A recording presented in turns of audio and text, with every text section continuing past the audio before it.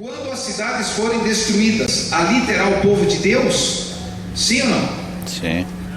Não. Não tem. Tem alguns, sim. Então vamos lá. Eclesiastes 1, verso 9. É bem facinho, todo mundo conhece. O que tem sido, isso é o que há de ser. O que se tem feito, isso se tornará fazer de maneira que nada novo seja novo debaixo do sol. Tá, então, fugir. Fugir.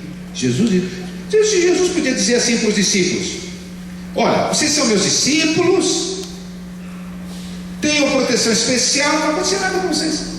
Tem Espírito Santo, plenitude, não vai acontecer nada. O que Jesus disse para os discípulos? Quando vocês virem o sinal, fujam para salvar as vossas vidas. Instrução de quem? Do mestre. Quando as cidades forem destruídas, não é para ter ninguém aqui. Ninguém.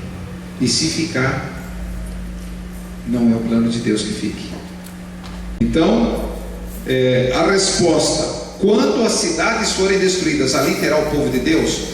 Eventualmente poderá ter no tempo do fim, mas a gente não sabe. Se ficarem, estão desrespeitando ao mandamento. Fujam, porque não é isso que está escrito. Quando a hora de sair das grandes cidades? Bem, assim como houve um sinal lá para Jerusalém, os judeus cristãos, era quando a cidade estivesse o quê? Cercada por soldados romanos. Nessa brochura chamada O Tempo do Fim, do professor Roberto Azevedo, comenta, assim como eventos, sinais, etc., de que o sinal para o povo de Deus começar a sair das grandes cidades é na agitação dominical. Na agitação dominical. Então eu estou respondendo: como saber quando a hora de sair das grandes cidades? Agitação dominical. Aqueles que puderem. Ah, mas ainda tenho mais isso, mais aquilo. Você tem dias, pouco tempo, porque o limite de tempo é no decreto. No livro Primeiros Escritos, vocês vão encontrar um texto dizendo o seguinte: que no tempo, se você colocar as suas posses e a sua vida no altar do sacrifício, tá? Deus vai avisar para você quando vender e por quanto vender. Você não está dando minha alma. Você está lá. Qualquer ajuda, se você salvar uma pessoa, é uma estrelinha na tua coroa. Ninguém no céu vai ter coroa sem estrelas. Agora, estude com esse objetivo, mas se prepare, porque o negócio não é só ficar aqui, vamos, então vai ter tempo. A questão é: por que nós teremos que sair? Nós teremos que sair por causa do conflito mundial. Nós estamos no fim, muitos não conhecem. Nós julgamos que muitos não conhecem o que? O sábado.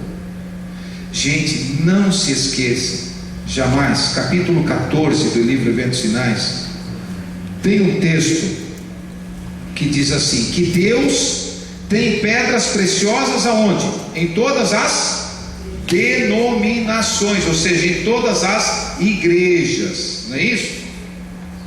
E que, página 170, o Senhor tem seus representantes em todas as igrejas, e apesar das trevas espirituais prevalecentes nessas igrejas que constituem Babilônia, a grande massa, olha só que texto, a maioria dos verdadeiros cristãos não estão aqui, estão lá fora.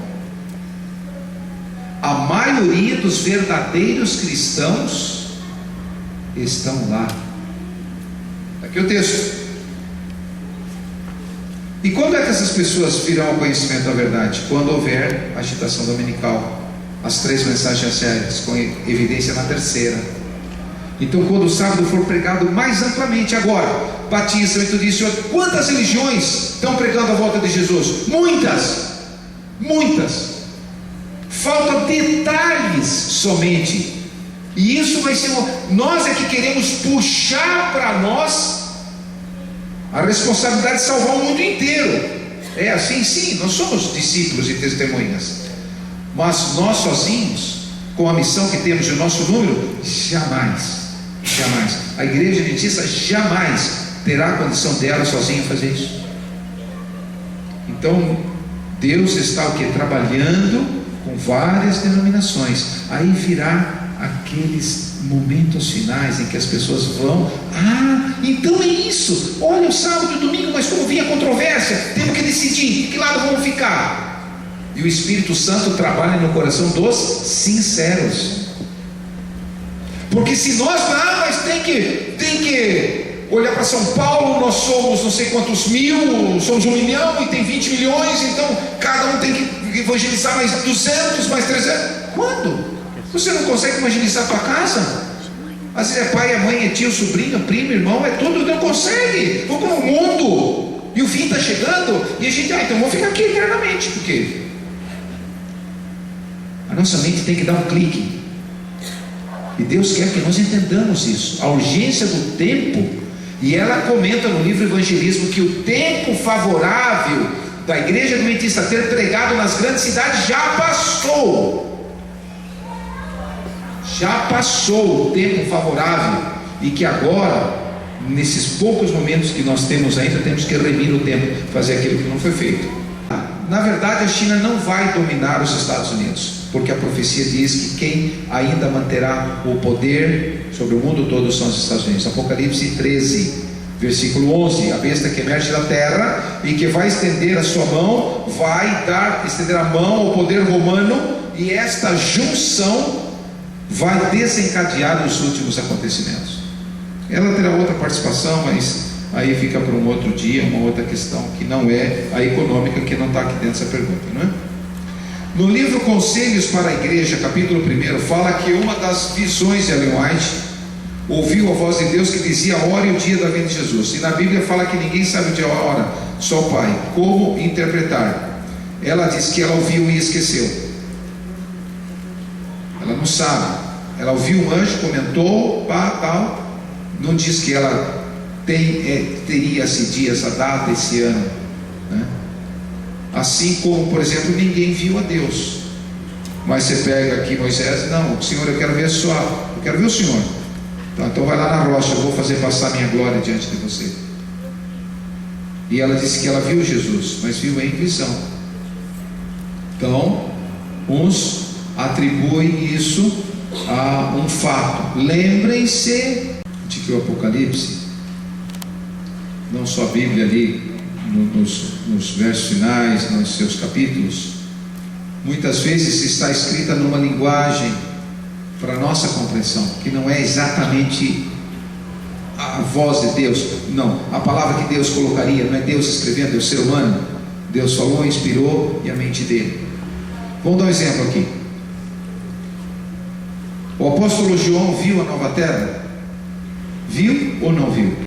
Então ele não viu. Deus pintou um quadro na mente dele, compreende? Deus pintou um quadro na mente do profeta, dizendo: olha, essa pintura é aquilo que eu vou fazer lá. Então nós temos que compreender como as coisas são colocadas para nós, porque a nova terra será essa terra depois do milênio, renovada, transformada. Aí sim existirá, porque a nova terra não existe. Então ele não podia ver a realidade, ele viu alguma coisa que Deus pintou na mente dele. Ele disse: nossa, que maravilha! Se acordou num sonho maravilhado, extasiado. Que relação tem o chip, marca da besta, decreto dominical? Legal, vocês estão bem adiantados ainda. Que relação? Bom, algumas denominações chamam o chip como a marca da besta, mas o Espírito de Profecia não diz que a marca da besta é o chip. Diz que a marca, o selo de Deus é o sábado do 7º dia, e que o sinal da besta é o do domingo. Muito bom. Tem relação chip? Bom, o chip, na verdade, ele está sendo produzido com o objetivo de controlar os seres humanos. Não quer dizer que se eu tenho chip, eu já aceitei a marca da besta. Não é isso. Mas indiretamente há um controle sobre a nossa liberdade.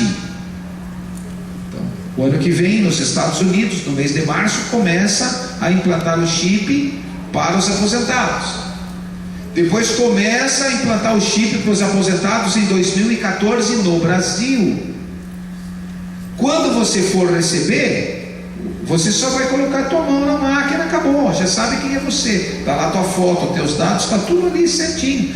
Então, se a pessoa morrer, não tem como alguém pegar o documento e ficar recebendo o salário de outro. Então você diz, bom, então o chip é um negócio bom, claro, para o governo é bom, porque vai diminuir a corrupção, a roubalheira, vai diminuir um monte de fraude, não é? Mas, por outro lado, acabou a nossa liberdade. Quando vier, por exemplo, a questão do domingo, foi votado, ontem nós falávamos isso, e depois o pastor Sérgio Santelli confirmou isso.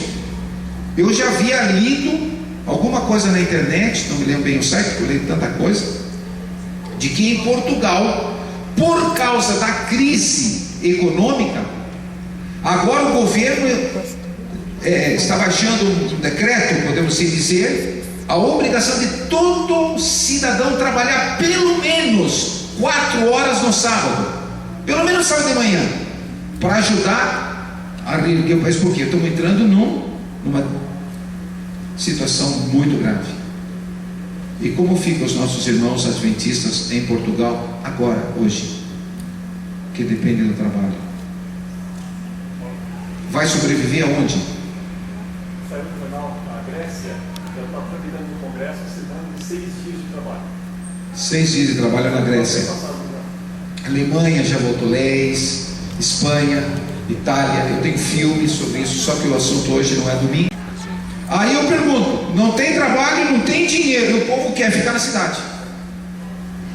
Percebe a incoerência? Quanto mais você vai estudando o Espírito de Profecia, mais Deus te empurra para o mato, para a sobrevivência, para ter um sítio, para estar lá para plantar, para comer, para ter uma horta e ter um pomar. Não, eu quero morar em Santo Amaro, no Capão Redondo, quero trabalhar no Brooklyn, quero ter um salário de R$4.000, quero trabalhar de segunda a sexta, meu patrão me despede às 4 da tarde, eu posso chegar em casa às 5h30, tranquilo, tomo meu banho, quando o sábado estiver começando, já estou ouvindo uma música, estou cantando. Sabe quando você vai fazer isso aqui na cidade? Nunca. Esqueça, irmãos, morar nas cidades, nós não alcançaremos a perfeita santificação, ou seja, nós não temos como. Eu falei isso na minha igreja, nós temos aula de escatologia lá em Curitiba. Eu saio de manhã da minha casa no sábado, falei isso para o Alexandre e para a Anne ontem, Jesus está comigo lá, indo para a igreja. Saímos lá da casa do Alexandre, fomos lá para Diadema ontem. Eu saio de Curitiba, saio da minha casa, pego o carro, pego a perimetral. No caminho da igreja tem um outdoor enorme, sex shop, uma mulher deitada, um avião. Eu estou indo para a igreja com a minha Bíblia. Você acha que não passa nada na minha cabeça? Eu sou tão santo que eu não vejo nada. Como é que eu chego na igreja? Aí eu vejo lá, chego lá, né? Satanás já plantou dedinho, a sementinha. E se eu não tiver em constante oração, orar sem cessar. Se eu não tiver oração sem cessar, como é que o professor da escola sabatina, o ancião, o pregador vai trazer que tipo de mensagem? Vocês percebem como Satanás trabalha? Impossível. Não tem como nós nos santificarmos aqui. O plano de Deus é outro. Com quem você conversa? Quem são as pessoas? Porque vão te chamar de fanático. Que isso, fulano? Justo agora. Fulano vai casar, vai ter isso, vai ter aquilo, viagem, planos 1000. Agora a gente se esquece que tudo isso um dia vai vir.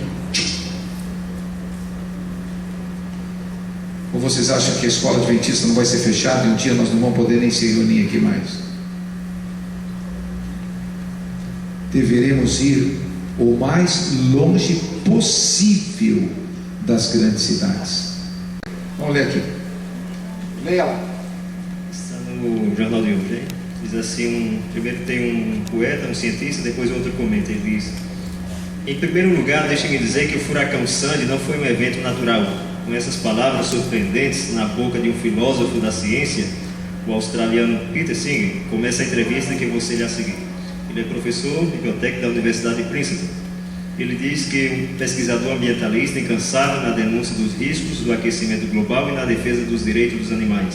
O que ele comenta diz que podem crer que diante desse acontecimento, se tanto diante dos que creem em um Deus onipotente, intervencionista e zelar pela vida dos homens, quanto dos que relutam em acreditar nos dados científicos que atestam os efeitos nefastos da ação humana sobre o clima da Terra, ele defende aqui que o que aconteceu na sexta-feira nos Estados Unidos provavelmente possa não ter sido algo natural, senão causado pelo Irã e a ação de homens. Alguns deles estão O que eu acho disso? Eu acho que tem sentido. Você escreva aí, vocês que têm lápis e caneta, papel na mão, escrevam a letra H de hotel, A de alfa, repete o A 2 vezes a letra A, R de Romeu e P de Papa. O que está escrito? Raarp, é isso? Digitem isso no Google ou no YouTube e assistam os vídeos sobre esse projeto Raarp. Depois vocês vão ficar assim, loucos para continuar estudando escatologia.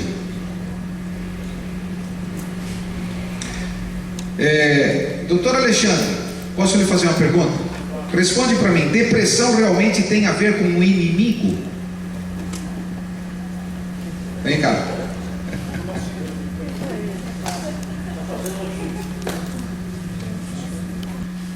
Toda doença está relacionada ao inimigo. Todas. Infecciosas, tumores, autoimunes, doenças mentais, todas elas estão relacionadas com a consequência do pecado. Então, não dá para dizer assim, se isso foi atuação direta ou indireta. Foi que com certeza é uma atuação direta ou indireta, não dá para dizer. Aí teria que ver o caso especificamente, tentar estudar e tentar achar uma causa, mas com toda certeza. Obrigado. A pergunta é: minha mãe mora na praia. Você conhece a cidade de Maricá? Itaipuaçu, Rio de Janeiro. É uma cidade barro, mato e praia. E ela disse para mim assim: filha, tem que morar aqui. E o que eu estudei é que as cidades litorâneas serão tomadas pelo mar. E aí? Deus pede que cada filhinho seu se mude para o campo ou para a praia? Para o campo. Por que não na praia? Porque ele diz assim: porque nós precisamos cultivar uma horta e pomar e estarmos longe, porque realmente a água do mar vai,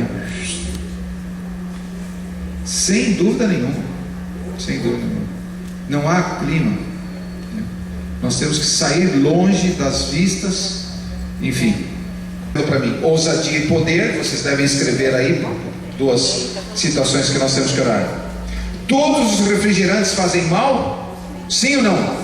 Sim, qualquer um deles faz mal, porque contém muito açúcar, açúcar concentrado e gás carbônico, etc, etc. Todos fazem. Globo, salve Jorge. Salve Jorge.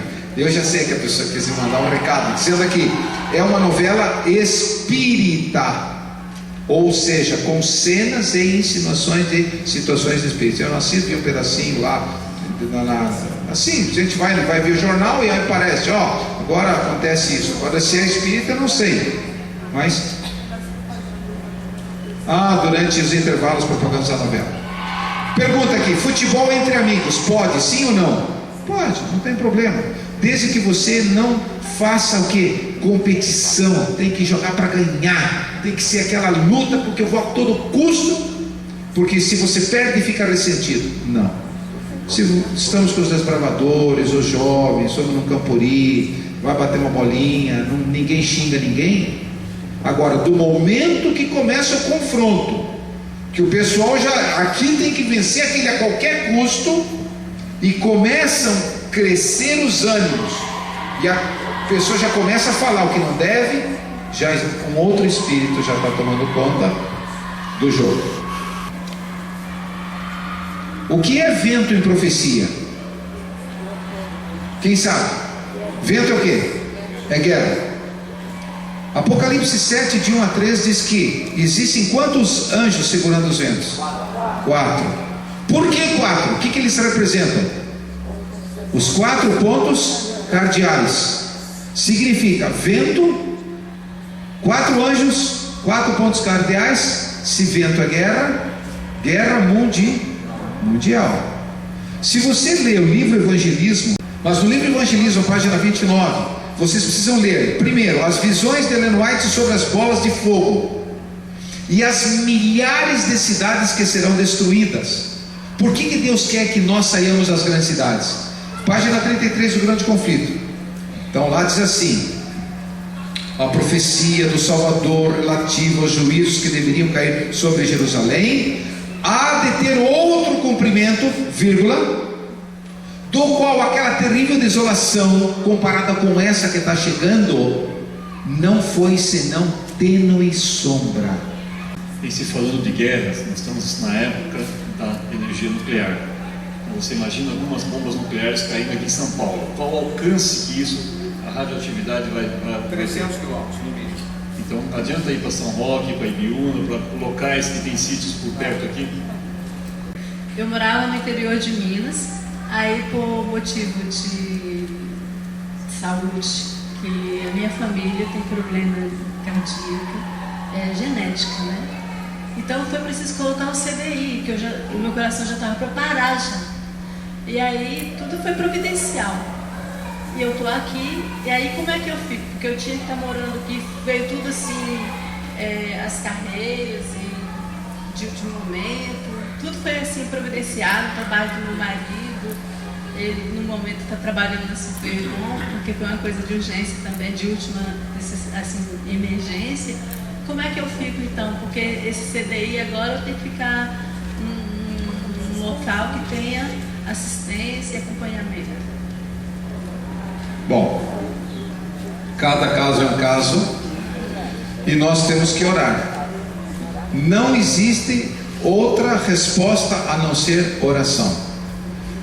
Nós temos que individualmente colocar os nossos problemas para Deus, que pode solucionar tudo.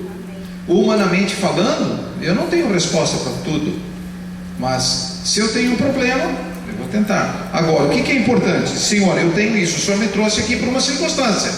Agora estou lendo na tua palavra e estou entendendo que o lugar que eu devo estar é lá. O que o Senhor abre para mim? O Senhor quer que eu volte para lá ou o Senhor quer que eu fique? Temos que ir jejum e oração até Deus responder. Não tem outra forma, né? Lembrando que a gente tem uma saúde e Deus pode nos sustentar como quiser, onde quiser, de qualquer maneira, porque haverão milagres e muitos milagres. A nossa impossibilidade é a possibilidade de Deus. Ele só vai agir quando nós não temos mais condição de fazer. Mas enquanto nós tivermos condição de fazer alguma coisa, Deus não faz. Ele espera primeiro a nossa parte. Se eu fizer, chegou no momento eu não tenho mais, Deus interfere. Agora, enquanto nós temos condições de fazê-lo, vamos fazer. Você está aqui, está sendo tratado, vai tratando, vai fazendo, mas vai buscando um local, porque o dia que tiver que sair, tem que ir para lá. O grande problema é que a gente pensa em sair, mas não se prepara. Eu sempre digo assim, tá bom, mas é para sair só lá no decreto, é para sair só lá na agitação dominical, tá bom. Aí você pega a tua mala e vai para onde? Para onde? Se você não preparou uma horta, você não sabe plantar, não lê a Globo Rural, não gosta de mexer com semente, com plantas, não sabe fazer um enxerto de nada, não é isso que Deus está dizendo. Deus está dizendo que nós temos que nos aculturar. Nós temos que estar lá no meio do mato, ver a plantinha nascer, cuidar, regar. Tem livros do Espírito de Profecia que diz como plantar, como fazer a cova, aquilo que Deus mostrou para ela como deveria ser plantada.